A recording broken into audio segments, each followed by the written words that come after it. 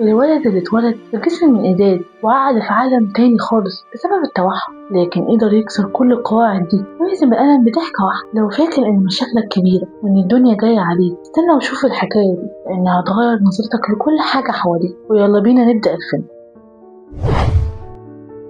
بيبدأ الفيلم مع أسطن. بنبتدي مع أبوه سكوت ما كناش مفكرينه الأب المثالي، مش الأب المثالي اللي انتوا تتخيلوه. سكوت كان شاب ضايع، حياته عبارة عن سهر وشرب واستهتار. كان عايش يوم بيوم ملوش هدف وقلبه مليان خوف من المسؤولية. بنشوفه هو بيحاول يلاقي نفسه لحد ما قابل تريزا. لما عرف إن في حمل، سكوت ما كانش عارف يفرح ولا يخاف. كان خايف إنه يطلع أب فاشل زي ما هو شايف نفسه إنسان فاشل، بس مع الوقت بدأ يرسم في خياله صورة الابن البطل. سكوت كان بيحب الرياضة، كان بيتخيل إنه هيجيب ولد سوبرمان زي ما بيقولوا يلعب كورة ويجري بيها في الملاعب. الأحلام دي كانت هي مهونة عليه الضغط الشغل والحياة. لما الفرحة اتحولت لرعب يوم الولادة في المستشفى، الممرضات شالوا أسطن بسرعة وسكوت وقف مش فاهم حاجة. الدكتور دخل عليهم المكتب بوش مرسوم عليه الحزن وقعدهم وقال لهم ابنكم اتولد مكسور فعلا. تخيل طفل لسه نازل من بطن أمه عظامه مكسورة. الدكتور شرح لهم إن ده مرض خطير، والمرض ده شرس جدا من مرض العظام الزجاجية.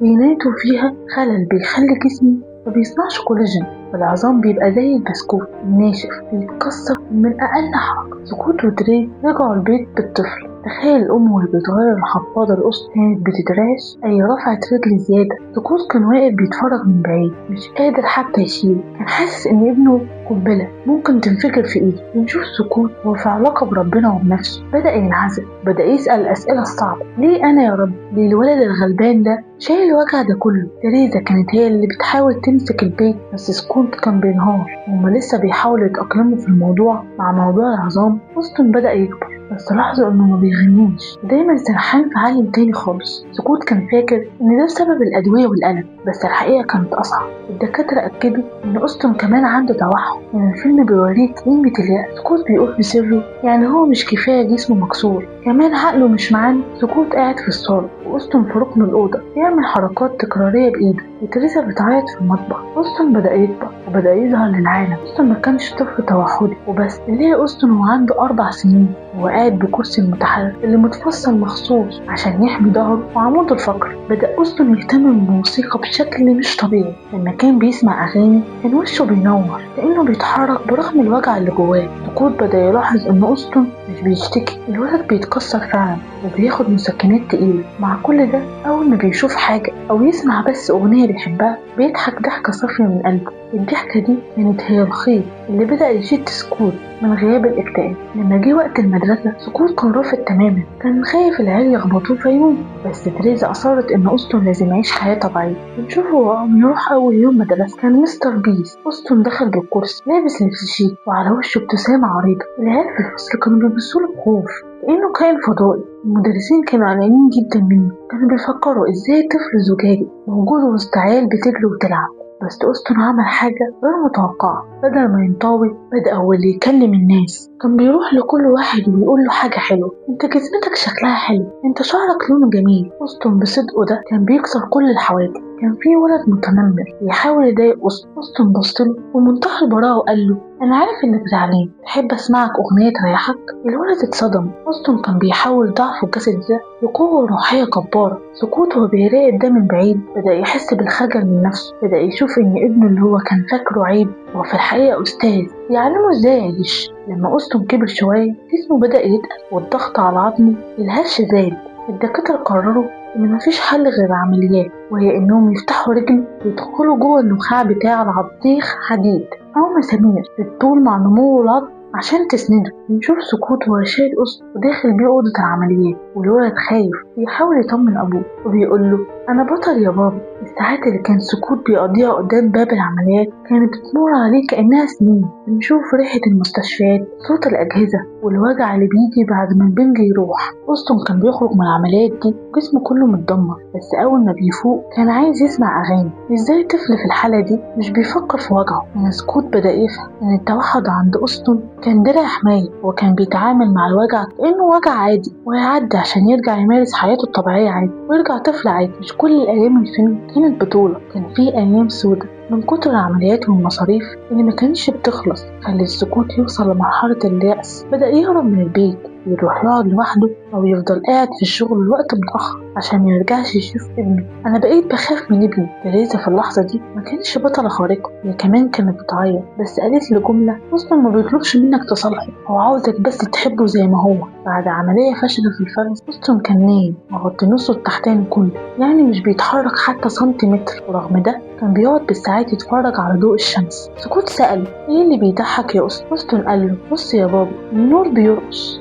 سكوت انهار، بدأ يفهم ان العيب مش في العيون، مش في عيون أصلا، العيب في عيونه، العيب في عينه هو، ان هو مش شايف الرقص اللي ابنه بيقوله ده. أصلا كان بيعلم كل اللي حواليه يعني ايه سعادة، ان السعادة مش محتاجة انجازات، السعادة ممكن تكون في طعم او حضن سريع من غير ما حد يتكسر. سكوت بدأ يطبق ده في حياته، بدأ يسيب الهموم الكبيرة لربنا ويركز مع أسطن في التفاصيل الصغيرة. كان راجل عجوز غلي وقافل على نفسه، ما بيكلمش حد. أسطن بكرسي المتحرك بتاعه وبصراحته يبدأ يدخل في حياة الراجل ده، إنه يروح يقف قدام بيته ويقول له: انت ليه شكلك زعلان؟ الشمس طالعة النهاردة. الراجل في الأول كان بيطرده، بس مع الوقت بقينا بنشوف الجار ده واللي بيجي ساعات لسكوت عشان يشيل أسطن. أسطن كان زي المغناطيس بيسحب أحسن ما في الناس، كان بيثبت للعالم إن العلاقة الحقيقية هي إنك تقفل قلبك عن اللي حواليك. بنشوف أسطن بيصاب بالتهاب رئوي، وكتر العمليات دي كانت أخطر لحظة لأن جسمه مكانش مستحمل أي تعب زيادة. سكوت في اللحظة دي ما كانش الشخص الضعيف بتاع زمان، وقف في المستشفى وساند تريزا، كان بيقرأ لأسطن قصص وهو غايب عن الوعي تحت أجهزة التنفس. في اللحظة دي سكوت بيصالح تماما مع قدره، قال لربنا: لو عاوز تاخده أنا متشكر على كل يوم قضيناه معانا، ولو هتسيبهولنا أنا هفضل أحميه آخر نفس. المعجزة حصلت. بابا، احنا نسينا ناكل بيتزا النهارده. سكوت عرف ان الولد اللي مش بينكسر رجع تاني عشان يكمل مهمته. بعد ما أسطن عدى أزمة الالتهاب، سكوت ما كانش بيشيل الهم فوق كتافه، بالعكس بدأ يمشي وهو فخور. بنشوف سكوت وبيزق كرسي أسطن في الشارع والناس بتبص ليه، بس المرة دي سكوت ما كانش بيخبي عينه من نظرات الناس، كان بيبص للناس ويبتسم كأنه بيقول لهم: انتوا مش عارفين انا معايا مين، انا معايا بطل. أسطن في الفترة دي بدأ يدخل مرحلة المراهقة، وطبعا مراهقة مع توحد وعظام زجاجية، دي معادلة مستحيلة، بس أسطن كان بيحلها بالبساطة. بدأ يهتم بالبنت في المدرسة، ازاي طفل مختلف بيحس بالحب. سكوت كان بيساعد يختار لبس ويحط ريحة حلوة عشان يروح المدرسة يقابل البنت دي، ازاي طفل مختلف بيحس بالحب. سكوت كان بيساعده يختار لبس ويحط ريحة حلوة عشان يروح المدرسة يقابل البنت دي. في ليلة أسطن نام في حضن أبوه. سكوت حاسس إن القصة دي ما تنفعش تحبس جوه جدران بيته، كان حاسس إن العالم كله مكسور محتاج لكبارة أسطن. بدأ سكوت يفتح اللابتوب بتاعه ويبدأ يكتب. ما كانش بيكتب مذكرات طيبة، كان بيكتب رسالة حب. بدأ يحكي كل مرة أسطن اتكسر فيها وضحك، وعن الأغاني بتاعته. الكتابة كانت بالنسبة لسكوت علاج، كل كلمة كان بيكتبها كانت بتداوي جرح قديم جواه. سكوت وهو بيكتب لأسطن وأسطن جنبه بيلعب، وكأن روح أسطن هي اللي بتملى سكوت الكلام. لما سكوت اختار الاسم ده للكتاب، تريزا سألته: بس أسطن بيتكسر يا سكوت؟ بتكسر أكتر من 100 مرة. سكوت بيقول لها: هي قلب، جسمه هو اللي بيتكسر يا تريز، لكن الروح اللي جواه دي مفيش قوة في الدنيا تقدر تخشها. بنشوف في مشهد حفلة المدرسة نظمت حفلة موسيقية، وأسطن كان عاوز يشارك، طبعا الكل كان خايف أي حركة غلط على المسرح ممكن تنتهي الليلة بكارثة، بس أسطن أصر. طلع أسطن بالكرسي المتحرك وكان ماسك الميكروفون بإيده اللي فيها آثار عمليات قديمة. في اللحظة دي القاعة كلها سكتت. أسطن بدأ يغني مش بصوت مطرب محترف، لأ، لكن بصوت طالع من حنجرة، بيفتكر كل لحظات الألم اللي مر بيها. يوم الولادة، صوت المنشار في العمليات، دموع أمه في المطبخ، يأس أبوه، كل ده اجتمع في لحظة واحدة. في اللحظة دي الجمهور في الفيلم فهمنا رسالة: إنك تكون عادي مش معناه إنك متمتش الألم، معناه إنك متسمحش للألم إنه يطفي نورك. القاعة كلها قامت ووقفت وسقفت لأسطن، وسكوت كان واقف ورا الستارة بيعيط دموع فرح حقيقية لأول مرة في حياته. بنشوف أسطن وهو بيكبر أكتر، بنشوف علاقة سكوت وتريزا اللي بقت أقوى من الصخر. الفيلم بيوصل رسالة إن المعجزة ما كانتش إن أسطن يخف أو يمشي، المعجزة كانت إن عيلة كاملة. في نهاية فيلمنا إن قصة أسطن مش مجرد فيلم بنشوفه وبنتأثر بيه دقيقتين وخلاص، دي روشته لكل واحد فينا حاسس إن الدنيا جاية عليه. أسطن علمنا إن الكمال مش في الجسم السليم ولا في العقل اللي بيحسبه بالورقة والقلم، الكمال الحقيقي هو إنك تكون متصالح مع قصورك. إحنا كلنا مكسورين بشكل ما، في اللي مكسور في طموحه، واللي مكسور في قلبه، واللي مكسور في ثقته في نفسه. بس الفرق بيننا وبين أسطن إن أسطن قرر إنه ما يبقاش ضحية لوجعه، هو حول الوجع ده لضحكة،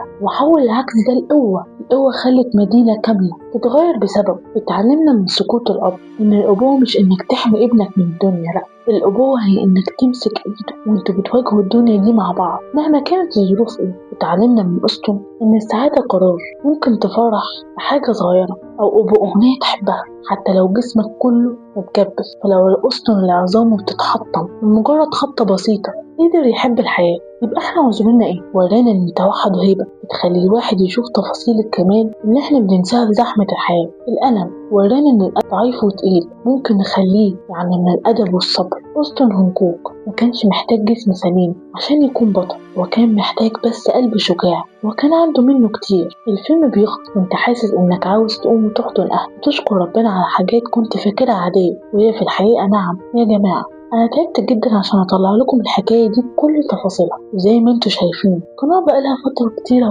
واقعة جدا، والريتش وصل في الأرض. المحتوى في الهدف من المؤثر بيموت، ولو ما لقاش حد بيسنده. لو الحكاية لمست قلبك أو استفدت منها ولو معلومة واحدة، اضغط لايك واكتب لي في الكومنتات أكتر مشهد وجعك أو أثر فيك في الفيلم ده. ولو حابب تدعمنا أكتر اعمل شير للفيديو مع أصحابك عشان القناة تقوم على رجليها تاني، ونقدر نكمل ونحكي قصص تانية تلمس القلب. دعمكم واللي بيخليني استمر. خليك قريب.